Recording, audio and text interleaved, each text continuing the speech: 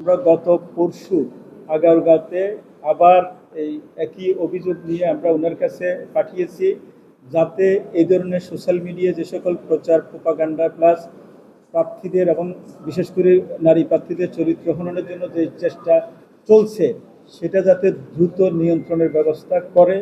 আমরা এই বিষয়ে ওনাদের কাছে দাবি জানিয়েছি, ওনাদের লিখিত দিয়েছি এবং ওনারা আশ্বস্ত করেছে ওনারা কাজ করতেছে।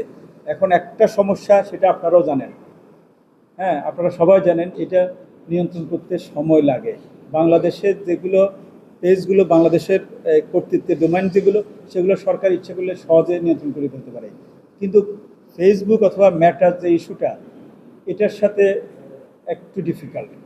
তারপরে আমরা চেষ্টা করছি যারা অ্যাডমিন, যাদেরকে আমরা আইডেন্টিফাই করতে পারতেছি, তাদেরকে আমরা ডেকে এনে এখানে কথা বলছি এবং টেলিফোনে আমরা বলেছি।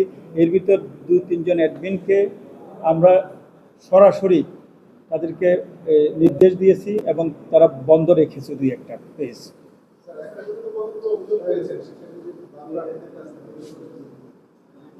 অভিযোগ না, আমরা অসংখ্য অভিযোগ দেখা যাচ্ছে, অনেকগুলো প্রায় মৌখিক, টেলিফোন, লিখিত আকারে অভিযোগের সেরকম পাহাড় নেই। বিশেষ করে একটা অভিযোগ সবচেয়ে বেশি হচ্ছে আমাদের এই সোশ্যাল মিডিয়ার অভিযোগটা সবচেয়ে বেশি। এছাড়া বাকিগুলো সেরকম আমরা বড় কোনো অভিযোগ আমরা পাই নাই। সোশ্যাল মিডিয়াটা সবচেয়ে বেশি আমাদেরকে। না, ছাত্রদল যে ইস্যুগুলো নিয়ে আজকে সকালে আলোচনা করেছেন, আপনাদের সাথে আলোচনা করেছে, সে স্মারকলিপিটা আমাদেরকে দিয়েছে। আমরা কমিশনে এটা আলাপ করব। বিশেষ করে আমাদের ওই যে আমরা যে নির্বাচনকালীন যে বন্ধ ঘোষণার ইস্যুটা, হ্যাঁ সেটা নিয়ে তারা কনসার্ন ব্যক্ত করেছে।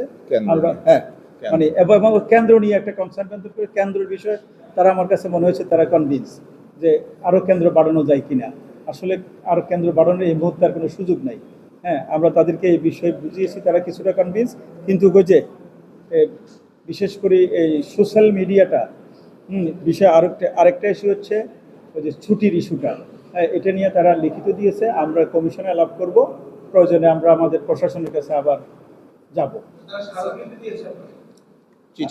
চিঠি আর কি, স্মারকলিপির মতো।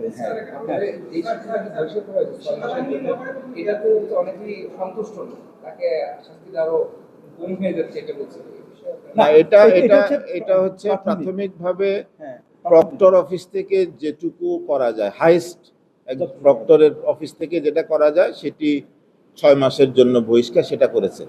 এটা এখনো আমাদের বিশ্ববিদ্যালয় হাইস্ট যে প্রশাসন, তারা কিন্তু এখনো কোনো ব্যবস্থা এখনো গ্রহণ করেনি।